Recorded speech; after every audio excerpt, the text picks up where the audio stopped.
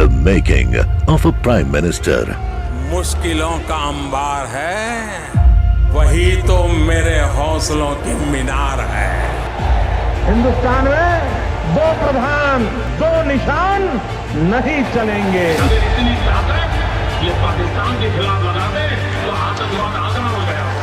हम चुनौतियों से टकरा रहे हैं। सर्जिकल स्ट्राइक और एयर स्ट्राइक करके नए भारत के सामर्थ्य का संदेश भी दे दिया है। तुम उठो, तिरंगा लहरा दो। जननायक नरेंद्र मोदी के 20 वर्ष पुराने भाषणों पर आधारित एक बेहद लोकप्रिय कार्यक्रम। क्या कहते हैं नरेंद्र मोदी?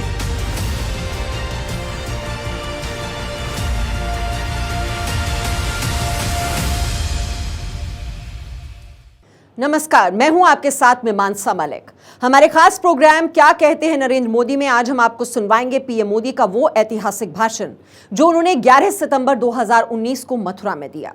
एक कार्यक्रम के दौरान मोदी ने कहा कि हमारी सरकार स्टार्टअप ग्रैंड चैलेंज लॉन्च कर रही है ताकि युवा अपने नए नए आइडियाज लेकर आएं और अपनी जिंदगी सफल बनाएं। साथियों, जब पर्यावरण साफ रहता है, आसपास गंदगी नहीं रहती, तो इसका सीधा और सकारात्मक असर स्वास्थ्य पर भी दिखाई देता है। मैं योगी जी की सरकार की प्रशंसा करूंगा कि वो स्वच्छता और स्वास्थ्य को लेकर बहुत गंभीरता से काम कर रही है। ये उनकी सरकार की कोशिशों का ही परिणाम है और जिसका अभी विस्तार से ब्यौरा योगी जी ने दिया।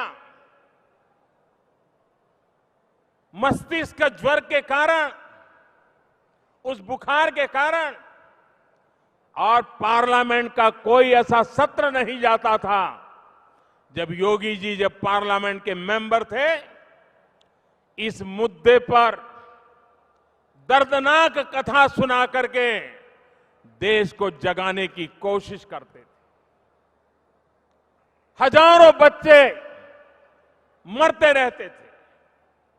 जब योगी जी की सरकार बनी, अभी तो शुरुआत थी, लेकिन उसी मौत को लेकर के जिस योगी जी ने जिस बीमारी के खिलाफ जिंदगी भर लड़ाई लड़ी, पार्लियामेंट को जगाया, देश को जगाया, कुछ वेस्टेड इंटरेस्ट ग्रुपों ने उस सारे हादसे को, पुरानी बातों को भुला करके उन्हीं के माथे पर मढ़ दिया। लेकिन योगी जी डिगे नहीं, डरे नहीं। जिस मुद्दे को लेकर के 30-40 साल से वो लगातार काम कर रहे थे, उसको उन्होंने छोड़ा नहीं। और अभी जो आंकड़े दे रहे थे, वो आंकड़े मैं नहीं जानता हूं मीडिया के ध्यान में आएगा कि नहीं आएगा, लेकिन देश को जरूर ध्यान देना चाहिए कि इस प्रकार से जिस गंभीर बीमारी जिसका मूल कारण गंदगी, और हमने हमारे हजारों बच्चे खो दिए। काफी मात्रा में सफलता के साथ योगी जी की सरकार आगे बढ़ रही है। मैं उन्हें इस मानवता के पवित्र कार्य में स्वच्छता को बल देकर के बच्चों की जिंदगी बचाई है, इसके लिए इसमें जुड़े हुए सब किसी को, नागरिकों को, परिवारों को, संस्थाओं को, सरकार को, हर किसी को बधाई देता हूं और एक प्रकार से आभार व्यक्त करता हूं। साथियों, पर्यावरण और स्वास्थ्य से ही जुड़ा एक और विषय है जल संकट। और जल संकट का उपाय है जल जीवन मिशन। इस मिशन के तहत जल संरक्षण और हर घर जल पहुंचाने पर बल दिया जा रहा है। जल जीवन मिशन का बहुत बड़ा लाभ हमारे गांव में रहने वाले लोगों को मिलेगा, किसानों को मिलेगा, और सबसे बड़ी बात, हमारी माताओं बहनों को सुविधा मिलेगी। पानी पर खर्च कम होने का सीधा मतलब है कि उनकी बचत भी बढ़ेगी। साथियों, किसानों की आय बढ़ाने में पशुपालन और दूसरे व्यवसायों का भी बहुत बड़ा रोल है। पशुपालन हो, मछली पालन हो, मुर्गी पालन हो या मधुमक्खी का पालन हो, इन पर किया गया निवेश ज्यादा कमाई कराता है। इसके लिए बीते 5 वर्षों में कृषि से जुड़े दूसरे विकल्पों पर हम कई नए अप्रोच के साथ आगे बढ़े हैं। भाइयों और बहनों, भारत के डेयरी सेक्टर को विस्तार देने के लिए हमें इनोवेशन की जरूरत है, नई तकनीक की जरूरत है। ये इनोवेशन हमारे ग्रामीण समाज से भी आए, इसलिए आज स्टार्टअप ग्रांड चैलेंज मैं खास करके नौजवानों को कहता हूं। बेंगलोर, हैदराबाद में स्टार्टअप की जाल पर काम करने वाले देश के होनहार नौजवानों को विशेष रूप से कहता हूं, आईआईटी में पढ़ने वाले होनहार छात्रों को विशेष रूप से कहता हूं, आइए स्टार्टअप ग्रांड चैलेंज के अंदर, जिसकी आज मैं शुरुआत कर रहा हूं, आप उससे जुड़िए और आप हमें समाधान खोजना है कि हरे चारे की उचित व्यवस्था कैसे सुनिश्चित हो, उन्हें भी पोषक आहार कैसे मिले, प्लास्टिक की थैलियों का सस्ता और सुलभ विकल्प क्या हो सकता है।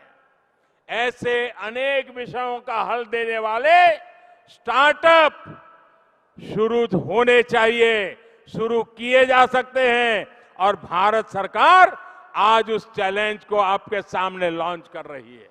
आइए नए नए आइडियाज लेकर के आइए। अरे देश की समस्याओं का समाधान देश की मिट्टी से ही निकलेगा, ये मेरा विश्वास है। मैं अपने युवा साथियों को आश्वस्त करता हूं कि उनके आइडियाज पर गंभीरता से विचार होगा, उन्हें आगे बढ़ाया जाएगा और जरूरी निवेश की व्यवस्था भी की जाएगी। इससे रोजगार के अनेक नए अवसर भी तैयार होंगे।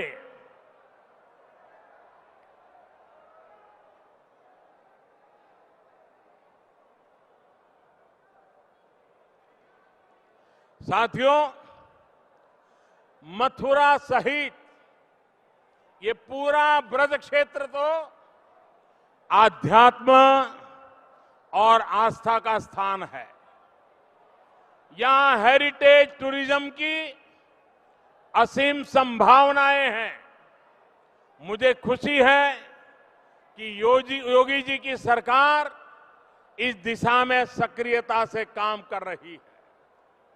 आज मथुरा, नंदगांव, गोवर्धन, बरसाना में सुंदरीकरण, ब्यूटिफिकेशन और कनेक्टिविटी से जुड़े अनेक प्रोजेक्ट का उद्घाटन और शिलान्यास किया गया है।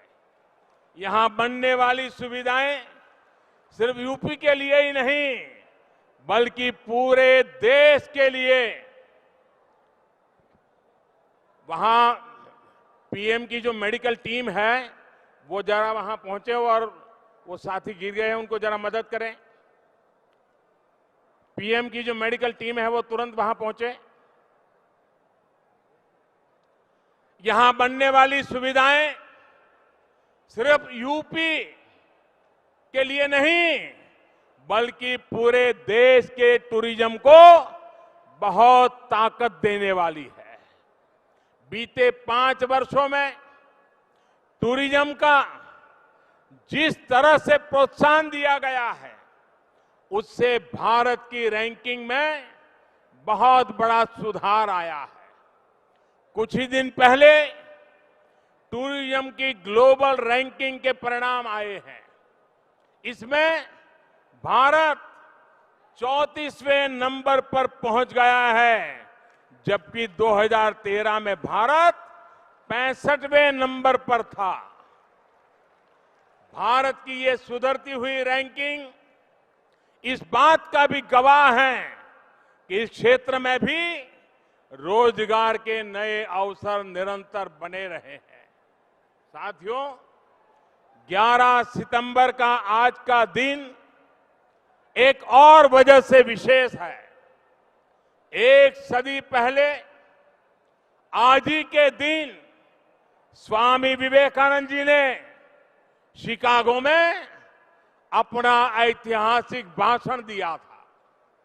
उस भाषण के माध्यम से पूरे विश्व ने हिंदुस्तान की संस्कृति, हमारी परंपराओं को और गहराई से समझा था। अपने संबोधन में स्वामी विवेकानंद जी ने विश्व शांति के लिए भारत का दर्शन भी सामने रखा था। लेकिन दुर्भाग्य देखिए, उसी 11 सितंबर को 9/11 को अमेरिका में इतना बड़ा आतंकी हमला किया गया कि दुनिया दहल गई। भाइयों और बहनों, आज आतंकवाद एक विचारधारा बन गई है जो किसी सरहद से नहीं बंधी है। ये एक ग्लोबल प्रॉब्लम है, ये ग्लोबल थ्रेट बन गया है, जिसकी मजबूत जड़ें हमारे पड़ोस में फल फूल रही है। इस विचारधारा को आगे बढ़ाने वालों को, आतंकवादियों को पनाह और प्रशिक्षण देने वालों के खिलाफ आज पूरे विश्व को संकल्प लेने की जरूरत है, कड़ी कार्रवाई की जरूरत है। भारत अपने स्तर पर इस चुनौती से निपटने में पूरी तरह से सक्षम है। ये हमने भी दिखाया भी है और आगे भी दिखाएंगे। हाल में आतंक निरोधी कानून को कड़ा करने का फैसला भी इसी दिशा में किया गया प्रयास है। अब संगठनों का नाम बदलकर आतंकी अपने कारनामों को नहीं छुपा पाएंगे। भाइयों और बहनों, समस्या चाहे आतंक की हो, प्रदूषण की हो, बीमारी की हो, हमें मिलकर इनको पराजित करना है। आइए संकल्पबद्ध होकर आगे बढ़ें और आज जिस उद्देश्य के लिए है हम यहां इकट्ठे हुए हैं, उनको हासिल करने का प्रयास करें। एक बार फिर आप सभी को विकास की अनेक नई नई परियोजनाओं के लिए मेरी तरफ से बहुत बहुत बधाई देता हूं। आप सभी का हृदय से बहुत बहुत आभार व्यक्त करता हूं।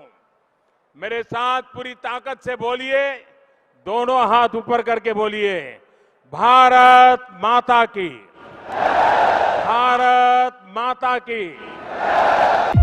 The making of a Prime Minister. मुश्किलों का अंबार है, वही तो मेरे हौसलों की मीनार है। हिंदुस्तान में दो प्रधान, दो निशान नहीं चलेंगे। अगर इतनी ताकत ये पाकिस्तान के खिलाफ लगा दे तो आतंकवाद आसान हो गया। हम चुनौतियों से टकरा रहे हैं। सर्जिकल स्ट्राइक और एयर स्ट्राइक करके नए भारत के सामर्थ्य का संदेश भी दे दिया है। तुम उठो, तिरंगा लहरा दो। जननायक नरेंद्र मोदी के 20 वर्ष पुराने भाषणों पर आधारित एक बेहद लोकप्रिय कार्यक्रम क्या कहते हैं नरेंद्र मोदी